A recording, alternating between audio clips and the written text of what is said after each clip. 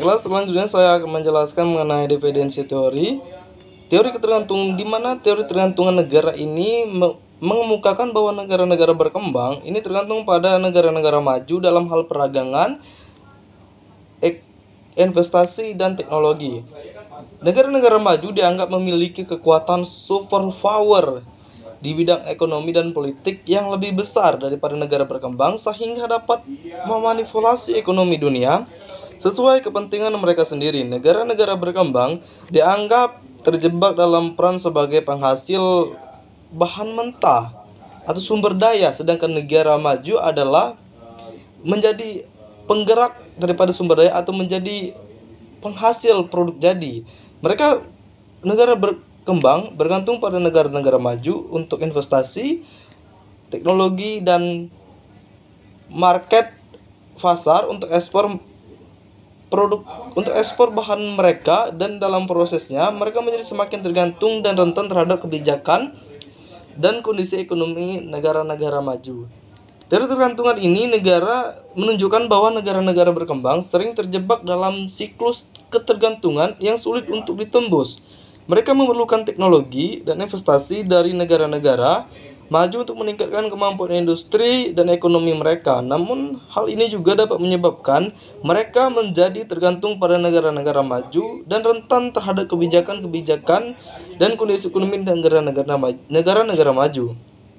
Jadi, bagaimana cara supaya bisa melepaskan diri daripada ketergantungan terhadap negara-negara maju?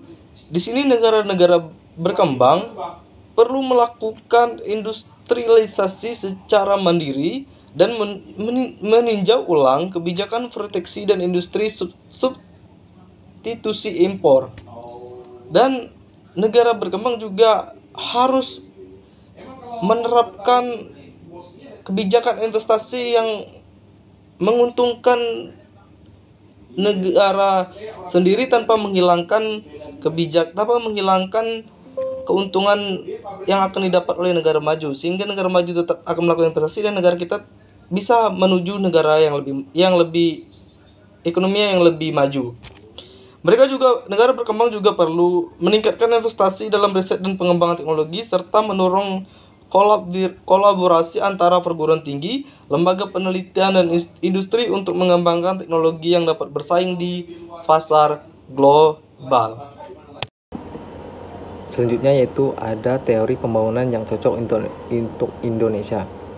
Melihat prioritas teori pembangunan yang disebutkan sebelumnya, teori yang cocok untuk Indonesia menurut kami adalah model pembangunan neoklasik Solo sebagai perpanjangan dari model Harrod Domar, yang dimana jika perlu meningkatkan tabungan dari investasi, atau menurut model Harrod Domar, tabungan dan investasi yang tinggi meningkatkan kemampuan meminjamkan modal kepada masyarakat sehingga dapat menjadi pertumbuhan ekonomi yang menambahkan faktor lain yaitu tenaga kerja dan variabel baru yaitu teknologi, sebagaimana tertuang dalam program MP3 AI yang percepatan transformasi ekonominya ditekankan sebagai pendekatan untuk menciptakan nilai tambah, mendorong investasi, mengintegrasikan sektor dan daerah, serta mempercepat investasi swasta sesuai dengan kebutuhannya, yang dimana MP3 AI ini memiliki 3 strategi utama yang diimplementasikan dalam inisiatif strategis, yang dimana strategi pertama adalah mengembangkan potensi melalui 6 koridor ekonomi di 22 industri utama yang mendorong BUMN besar, sektor swasta, publik, dan investasi asing langsung.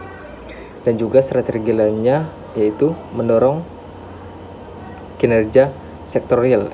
Dan yang terakhir adalah strategi nasional. Ketiga adalah mengembangkan Center of Excellence untuk setiap koridor ekonomi.